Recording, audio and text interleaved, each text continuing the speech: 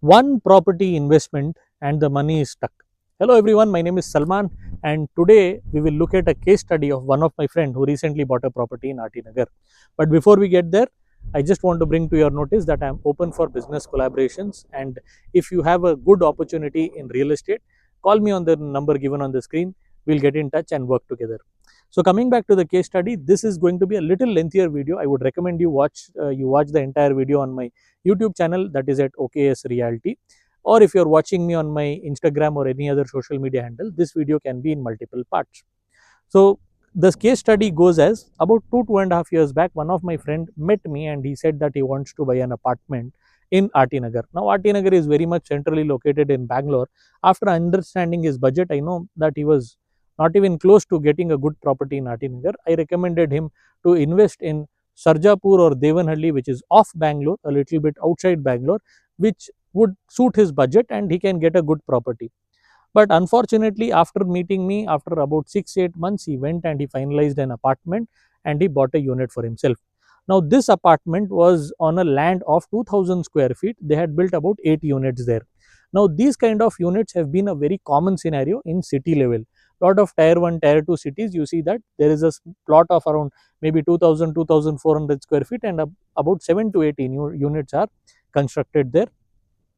Now, post his purchase, the project got completed, but Karnataka government had brought in the regulation of OC for units for the land sizes which are above 1200 square feet. So, if you have a plot size of more than 1200 square feet, you are compelled to have an OC in place, or else you would not get electricity clearance from BESCOM and your water connection from BWSSB.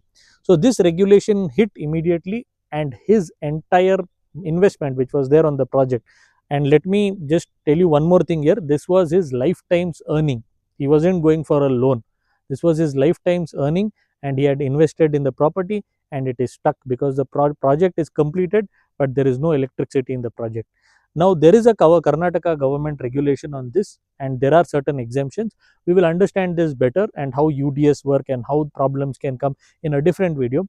Now coming back to this case study, I had a similar debate with my elder brother also 2 years back when he wanted to invest in such a property. After a heated debate, he finally agreed, and usually I have seen that whenever you go buy a property of this kind, the builder or the developer, he would say that will the Karnataka government actually destroy all the properties as such in entire Bangalore? There are lakhs of properties as such.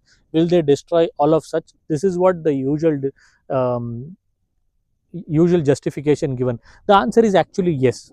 The government can take this action. They have every right and authority to take this action, and this action can be applicable at any given point.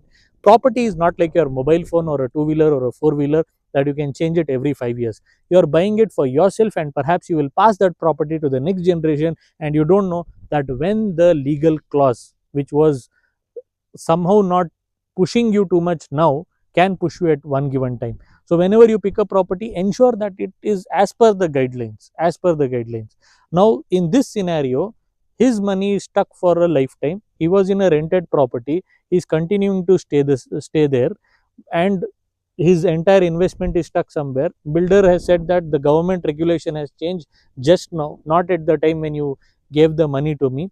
So all these clauses have suddenly popped up. So another big message which I want to give through this video is the urge of buying a property at your convenient location. This has genuinely hit a lot of people and they don't recognize or realize this issue at all. Like for example, you want to buy a property close to your office space, perhaps your children's school is there, etc., but it is genuinely out of your budget.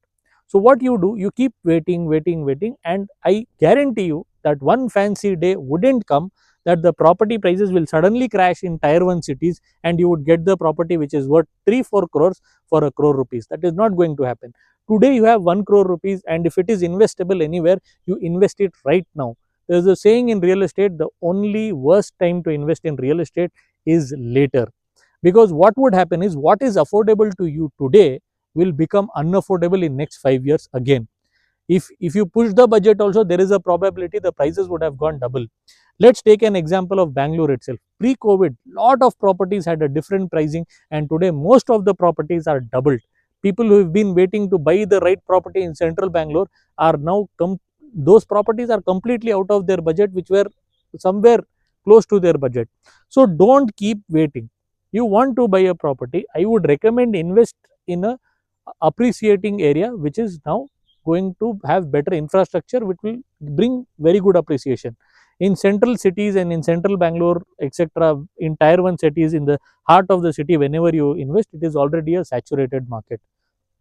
The property which you are investing, you might be thinking, how will I use it if it is not in my convenient location? Rent it out. Whatever rent you get, buy it, have a rented property at your convenient location. You will have two advantages. One, it fits your budget, you are not killing your financial freedom. Second, your property will appreciate better than what it would be appreciating in the saturated market. With that said, I hope you all make wise decisions while you are buying a property.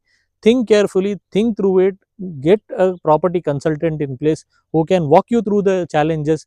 I understand that finding a property consultant is also a challenge these days. If you are planning to buy it in Bangalore, you can contact me, or you can, whenever you meet a property consultant, have a multiple round of discussion with him, with the property that he is trying to sell, also about his general real estate knowledge, to evaluate that he is the right fit for your property purchase. With that said, I hope you all like this video. If you're watching me on YouTube, subscribe to my channel, share it with your friends and family. And if you're watching me on my social media handle, do follow the channel and share it with your friends and family. I'll see you all in my next video. Till then, take care of yourself and take care of the environment.